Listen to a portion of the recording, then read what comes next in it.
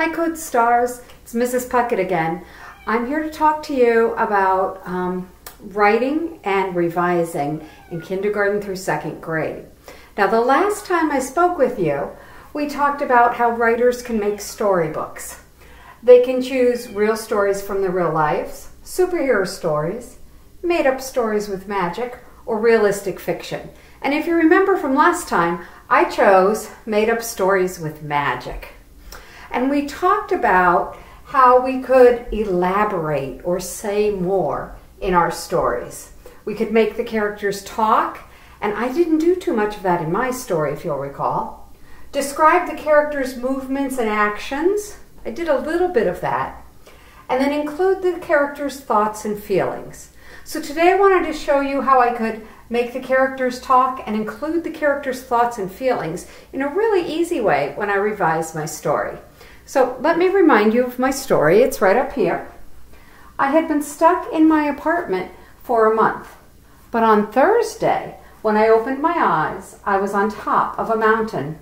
I thought it was too high up, but suddenly I realized I could fly.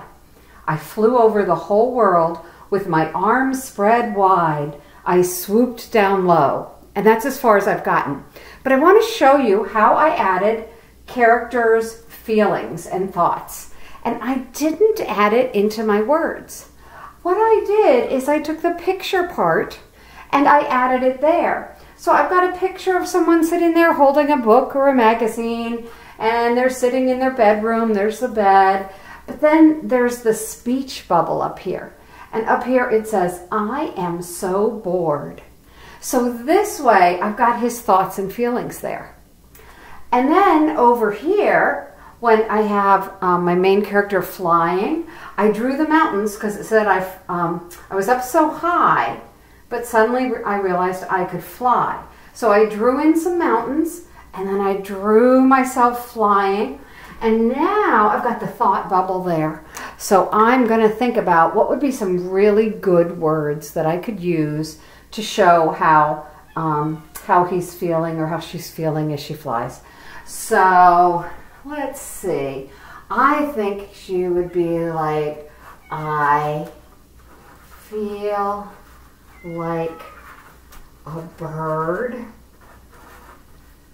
I feel like a bird because they're flying. I feel like a bird. This is magical. So do you see what I did there? Is I added some character talk, some character thoughts and feelings, but I didn't add it into my story. I added it into my picture. Because one way that we can elaborate in our writing is through the pictures and the words that we put on the picture. I'm just going to bring you a little bit closer just so you can get a good look at those pictures. And as you can see, I am not an artist, but I know that the artwork is an important part of the story. And here's how, one of the ways I figured that out. I was reading my grandson the book, Not a Box, and I noticed in this, it would say, "Why are you sitting on a box?" And in the picture, you would just see the little rabbit sitting on a box. But then on the next page, it said it's not a box. And I know it really was a box, but the author or the illustrator used this is the box, and he used the picture to show what was going on in the rabbit's imagination. And so that's what gave me the idea to do the pictures and show what's going on in their heads. Okay, so Coates writers, what I want you to do is keep writing. Look at the story you started last week or yesterday if you started a new story, and see what kind of details you can add into your pictures. And remember, if anyone asks you what you're doing, if your parents say, "Oh, you're just coloring," say, "No, I am elaborating and making my story a little better." All right, tune in a little later and we'll talk about some spelling techniques. But for right now, that's it. See you later. Bye.